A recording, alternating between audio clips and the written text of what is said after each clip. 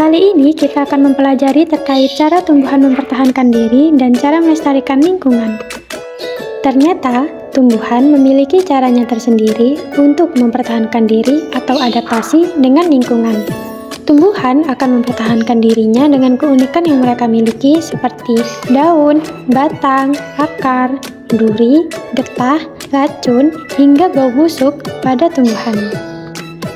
Pembahasan yang pertama yaitu adaptasi dengan daun.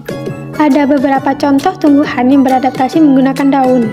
Yang pertama, pohon jati menggugurkan daun pada musim kemarau untuk mengurangi penguapan. Yang kedua, kaktus memiliki daun yang berubah bentuk menjadi duri untuk mengurangi penguapan. Yang ketiga, tumbuhan putri malu akan menguncup daunnya ketika disentuh. Dan yang keempat, bunga teratai memiliki daun yang lebar untuk mengapung di atas air dan memudahkan dalam melakukan penguapan. Pembahasan yang kedua yaitu adaptasi dengan batang.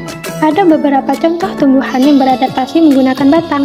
Yang pertama, teratai dan eceng gondok memiliki batang berongga agar dapat mengapung di air. Yang kedua, kaktus memiliki batang berdaging dan berkulit tebal yang digunakan untuk menyimpan air.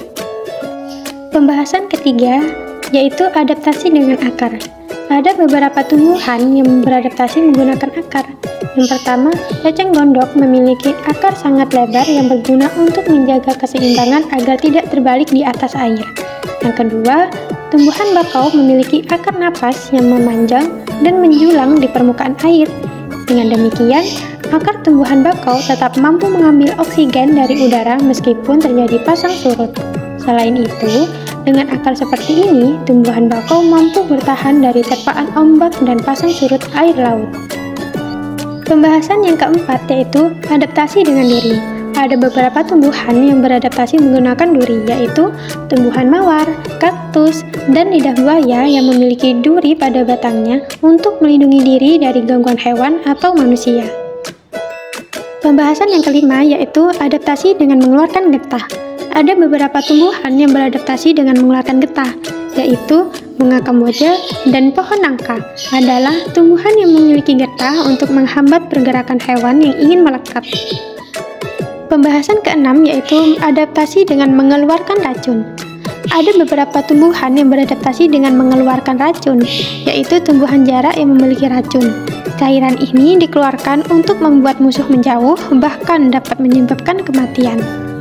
Dan pembahasan yang ketujuh yaitu adaptasi dengan mengeluarkan bau busuk.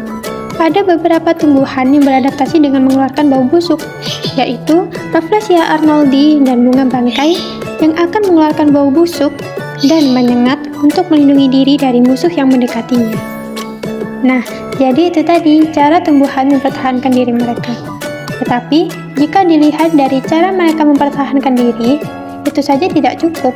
Karena kita sebagai manusia juga harus menjaga dan ikut andil dalam melestarikan lingkungan termasuk tumbuhan.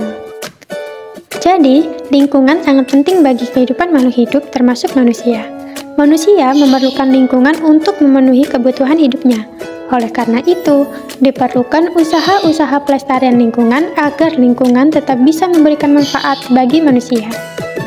Berikut beberapa upaya pelestarian lingkungan. Yang pertama ada reboisasi, kedua membuat cagar alam, ketiga bercocok tanam dengan bijak, dan yang keempat melakukan sistem tebang pilih. Pembahasan yang pertama yaitu reboisasi. Reboisasi adalah penanaman kembali lahan-lahan yang telah gundul. Reboisasi dapat mencegah terjadinya erosi dan banjir. Hal ini karena akar-akar pohon dapat menyerap air sehingga ketika hujan turun tidak langsung mengalir ke sungai atau ke permukiman warga. Pembahasan yang kedua yaitu membuat cagar alam. Cagar alam adalah bagian dari suaka alam yang bertujuan untuk menjaga keanekaragaman tumbuhan beserta ekosistemnya. Jadi, cagar alam dapat berfungsi sebagai wilayah perlindungan dan penyangga kehidupan alam yang seimbang. Pembahasan yang ketiga yaitu bercocok tanam dengan bijak. Bercocok tanam memang harus dilakukan manusia untuk memenuhi kebutuhan pangannya. Namun, sebaiknya bercocok tanam dilakukan secara bijak agar tidak merusak kelestarian lingkungan. Misalnya, mengurangi penggunaan pestisida dan pupuk kimia secara berlebihan. karena pestisida dan pupuk kimia dapat terbawa aliran air hingga ke sungai serta mengganggu ekosistem sungai. Dan pembahasan yang keempat yaitu melakukan sistem tebang pilih. Tebang pilih adalah cara untuk melestarikan tumbuhan. Dengan adanya cara ini, penebangan pohon disertai dengan penanaman bibit baru. Jadi, tidak semua pohon itu ditebang, sehingga ekosistem hutan tidak rusak. Jadi, itu tadi pembahasan terkait cara tumbuhan mempertahankan diri dan cara melestarikan lingkungan. Terima kasih telah menonton video ini. Sampai jumpa.